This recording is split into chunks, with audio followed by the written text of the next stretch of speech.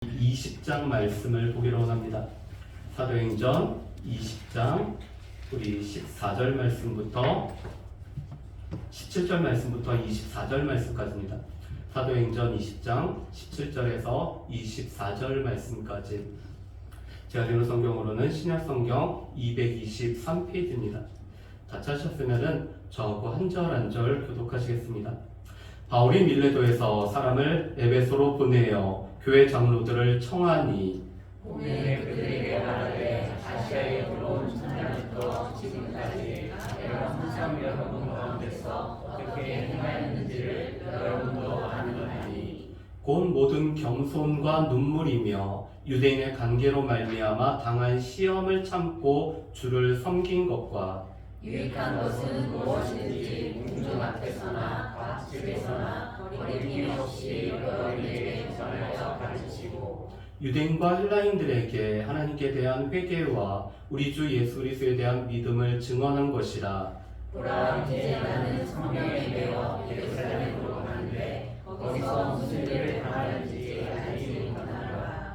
오직 성령이 각성해서 내게 증언하여 결박과 환난이 나를 기다린다 하시나 내가 달려갈 길과 주 예수께 받은 사명 곧 하나님의 은혜의 복음을 증언하는 일을 마치려 하면은 나의 생명조차 조금 더 귀한 것으로 여기지 아니하노라. 아멘. 지난주에도 제가 이 복음서가 중에서 예수님처럼 바울처럼 사는 것이 어렵다라는 이런 찬양에 관해서 같이 얘기한 적이 있습니다.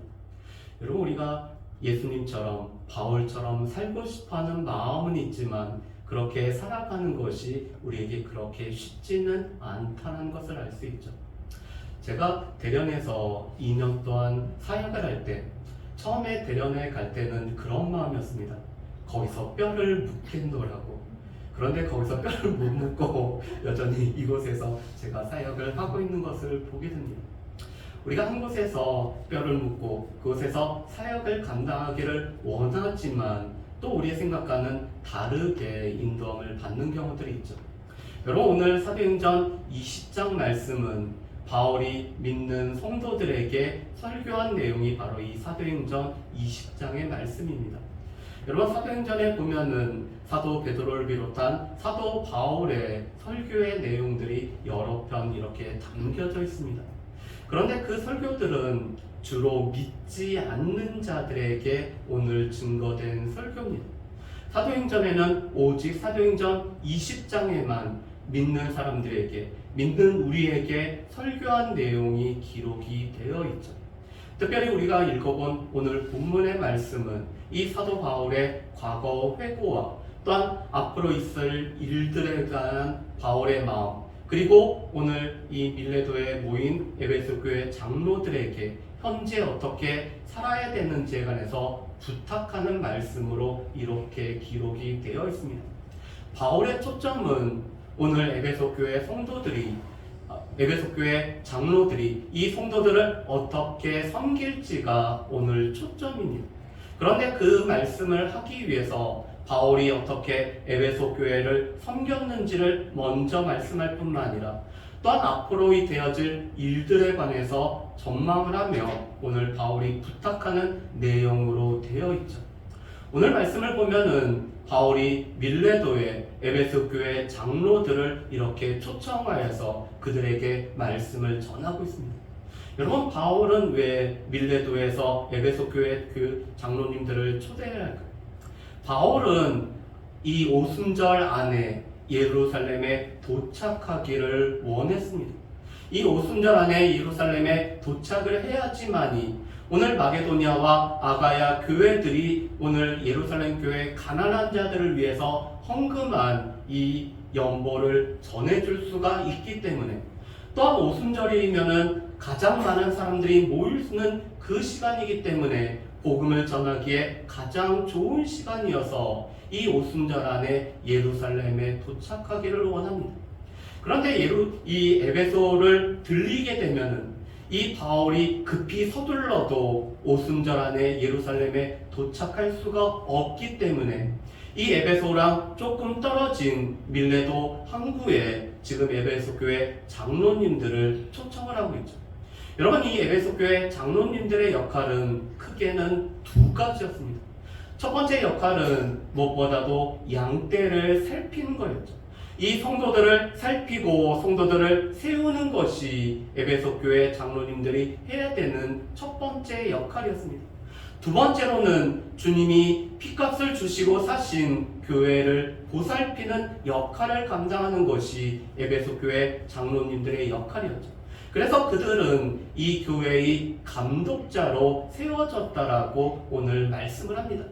그들은 교회의 지도자로서 교회의 성도들을 살필 뿐만 아니라 교회를 보살피고 교회를 세워가는 일들을 감당해야 되는 것이 바로 이 에베소 교회 장로님들이었죠. 그런 장로님들에게 바울은 먼저 자신이 에베소 교회에서 어떻게 사역을 했고 또한 삶은 어떠했는지를 회고하는 말씀을 먼저 증거를 하고 있습니다. 여러분, 18절 말씀부터 오늘 21절 말씀을 보면은 바울의 사역의 자세 그리고 삶의 모습이 나와 있죠. 18절 말씀에 보면은 바울은 이렇게 얘기합니다. 오늘 그들에게 말하되 아시아에 들어온 첫날부터 지금까지 내가 항상 여러분 가운데서 어떻게 행하였는지를 여러분도 아는다. 여러분, 바울은 이 에베소 교회에서 3년 동안 사역을 감당을 했습니다. 그런데 이 3년의 사역은 많은 사람들이 알 수 있는, 바울의 삶과 바울의 사역을 다 알 수 있는, 그래서 여러분들 가운데서 어떻게 행하였는지를 여러분들이 알고 있다라고 이렇게 증언을 하고 있죠. 여러분, 이 바울의 삶은 무척이나 투명했습니다. 바울이 사역하고 살아가는 모습을 이 에베소에 있는 성도들과 장로님들은 다 알고 있었죠. 그렇다면 이 바울의 사역의 자세는 어땠을까요? 오늘 바울은 모든 겸손과 눈물로 주님을 섬겼다라고 고백을 하고 있습니다. 오늘 바울이 주님을 섬김에 있어서 바울에게는 두 가지 삶의 모습이 있었습니다. 첫 번째로는 겸손함이 있었는데 그것은 모든 겸손함이었습니다. 누구를 만나든지 어디에 있든지 바울이 어느 곳에서 사역을 하든지 이 바울 가운데는 겸손함이라는 자세 가운데 주를 섬기는 것이 바울의 사역의 자세였죠.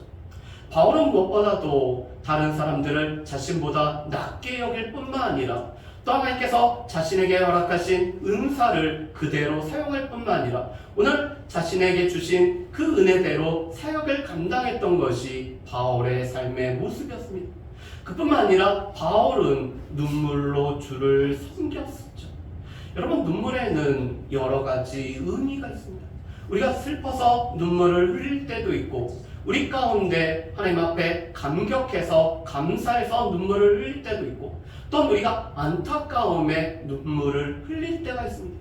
그런데 바울이 에베소 가운데서 사역할 때마다 바울의 사역에는 눈물이 항상 뒤따랐습니다. 하나님께서 오늘 에베소의 교회를 세우게 하시고 특별히 두란노라는 곳을 통해서 2년 동안 말씀이 가르쳐지게 하신 하나님의 은혜에 감사하여서 늘 눈물로 사역을 감당했죠. 그뿐만 아니라 때로는 바울 가운데는 안타까움에 눈물을 흘리면서 사역을 감당했던 것이 바울의 이 사역의 모습이었습니다.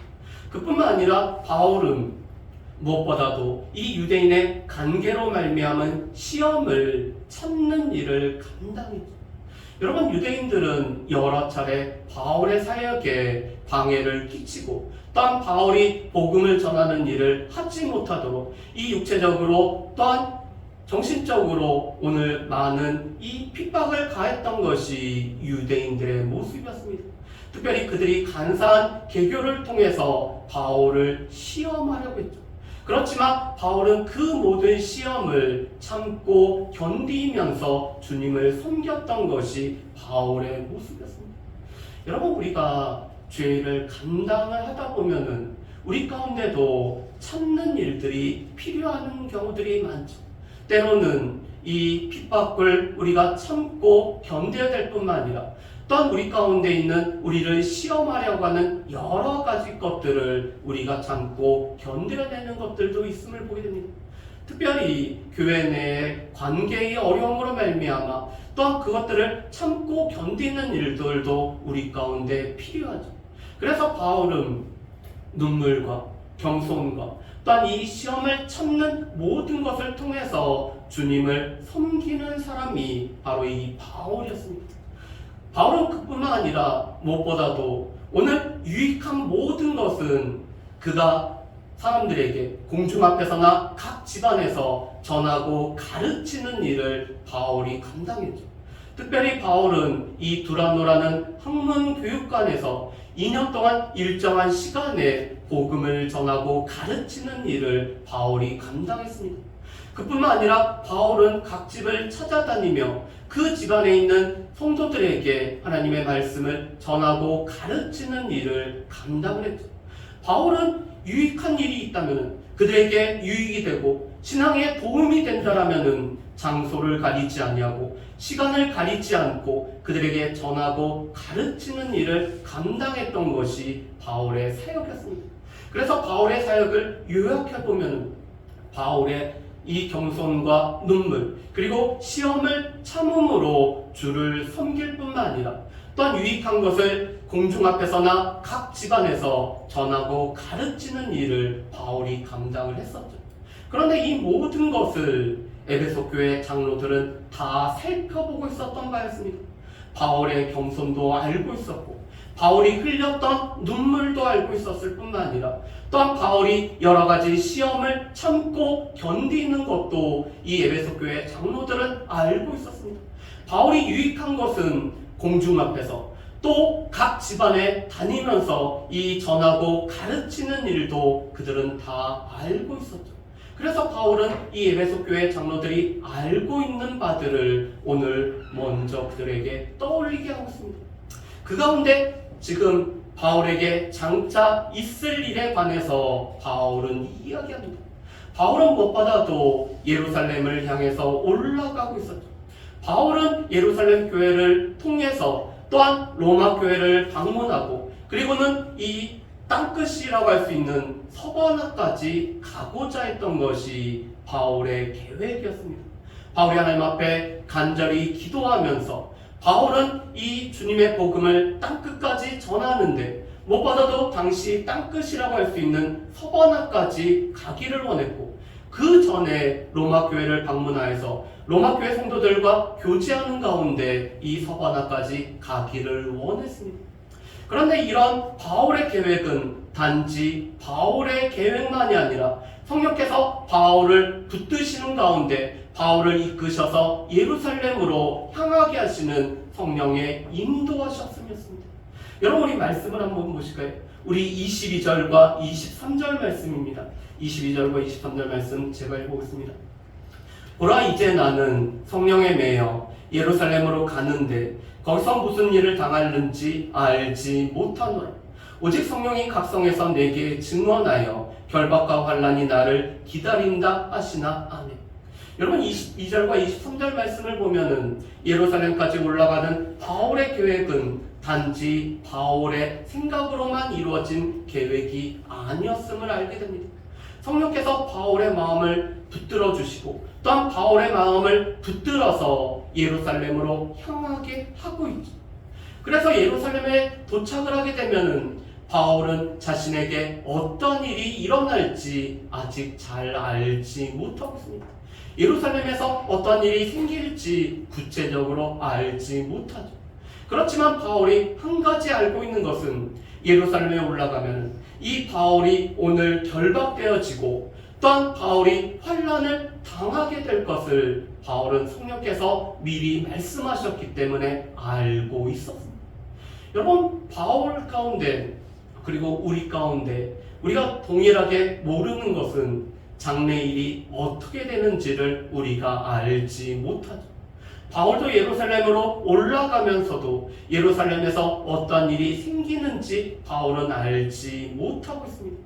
바울과 우리는 모두 다 내일 일을 알지 못하는 사람이죠. 그렇지만 바울이 한 가지 알고 있는 것은 성령께서 각성해서 증언하시되 이 바울이 지금 결박을 당하고 환난을 당할 것을 지금 성령께서는 바울로 하여금 깨닫게 하셨습니다. 여러분, 우리 가운데 무슨 일이 생길지는 알지 못하지만 우리 앞날에 어려움이 생기고 또한 그 어려움이 우리를 결박하는 일이 생긴다라면은 우리는 그 길을 가고자 하지 않을 겁니다. 아마도 우리는 그것을 피할 수만 있으면은 피하려고 하겠죠. 그렇지만 바울은 이 예루살렘으로 올라가면은 환난이 생긴다는 것도 알고 있었음에도 불구하고 올라가고 있습니다. 왜냐하면 자신의 발걸음을 인도하시는 분이 바로 성령께서 인도하시기 때문에 그 성령의 인도하심을 따라서 올라가고 있죠. 그뿐만 아니라 바울에게 있어서는 자신의 달려갈 길과 자신의 사명이 있기 때문에 예루살렘까지 올라가고 있습니다. 여러분, 우리 24절 말씀을 우리 같이 한번 읽어보겠습니다. 우리 24절 말씀을 같이 읽겠습니다. 내가 달려갈 길과 주 예수께 받은 사명 곧 하나님의 은혜의 복음을 증언하는 일을 마치려 하면은 나의 생명조차 조금 더 귀한 것으로 여기지 아니하노라. 아멘. 여러분, 지금 바울에게는 이 달려가는 길이 있었죠. 그래서 바울은 자신의 이 달려가는 길은 이 생명의 복음을 증거할 뿐만 아니라 믿음을 지키는 길이 자신의 달려가는 길이라고 고백을 하고 있습니다. 그리고 무엇보다도 바울에게는 주 예수로부터 받은 사명이 있었습니다. 그런데 바울의 사명은 무엇보다도 은혜의 복음을 증거하는 것이 바울의 사명이었죠. 그런데 이 사명을 마치기 위해서, 오늘 이 사명을 감당하기 위해서 자신의 생명조차도 귀한 것으로 여기지 않았다라고 말씀합니다. 바울에게 있어서는 이 주님께서 주신 사명이 자신의 생명보다 귀한 것이었기 때문에 이 사명을 감당하기 위해서는 자신의 생명을 들여서라도 이 사명을 감당하고자 하는 것이 바울의 오늘 삶의 모습이죠. 그것이 바로 바울이 달려갈 길이라고 말씀을 합니다. 여러분, 그런데 이것은 바울뿐만 아니라 우리를 하나님의 백성으로 부르신 하나님께서는 우리를 부르셨기 때문에 우리에게도 각자 달려갈, 우리의 믿음을 지켜가야 되는 길들을 우리 가운데 허락하셨습니다. 우리는 믿음의 선한 경주를 경주해야 되는 사람들이 우리죠. 우리는 표대가 되시는 예수 그리스도를 바라보면서 우리가 이 표대에 이르기까지 믿음의 길을 걸어가야 되는 사람들이 우리입니다. 그뿐만 아니라 우리에게도 하나님께서는 각자에게 사명을 허락하셨습니다. 가장 중요한 사명은 우리를 통해서 하나님의 영광이 드러날 뿐만 아니라 우리 하나님을 영원토록 즐거워하는 일을 감당하는 것이 우리에게 주신 사명이죠. 우리의 삶을 통해서 하나님의 이름이 드러질 뿐만 아니라 우리의 삶을 통해서 많은 사람들에게 하나님의 은혜를 증거하며 이 하나님의 은혜가 나타나도록 살아가는 것이 우리 각자에게 주신 삶의 사명입니다. 그것은 바로 하나님이 우리를 향하신 하나님의 뜻이죠. 그런데 특별히 바울에게 있어서는 이 하나님의 영광을 드러내고 또한 많은 사람들에게 하나님의 은혜를 나타내는 것뿐만 아니라 은혜의 복음을 전하는 것이 바울에게 있어서는 가장 중요한 사명이었습니다. 왜냐하면 이 은혜의 복음이 증거가 돼야 되었지. 이 은혜의 복음으로 말미암아 유대인들이나 헬라인이나 차별 없이 오늘 하나님에 대한 회개와 예수 그리스도에 대한 믿음으로 말미암아 우리가 구원을 얻는다라는 이 복음이 증거돼야지. 많은 사람들이 바로 하나님의 이 은혜를 힘입을 뿐만 아니라 우리가 또한 영생을 얻기 때문에 바울은 이 은혜의 복음을 증거한 것이 자신의 가장 귀한 사명이라고 오늘 고백을 합니다. 그리고 이 사명을 감당하기 위해서는 자신의 생명을 들여서도 오늘 이 사명을 감당하고자 하는 것이 바울의 각오일 뿐만 아니라 오늘 바울의 이 믿음의 고백이죠. 그런데 이것은 여전히 우리에게도 필요합니다.